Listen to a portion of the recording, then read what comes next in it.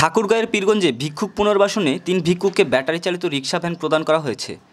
ভিক্ষুক পুনর্বাসন ও বিকল্প কর্মস্থান শীর্ষক কর্মসূচির আওতায় মঙ্গলবার দুপুরে উপজেলা পরিষদ চত্বরে উপজেলা প্রশাসন ও সমাজ সেবা অধিদপ্তরের আয়োজনে তাদের এসব ভ্যানগাড়ি প্রদান করা হয়।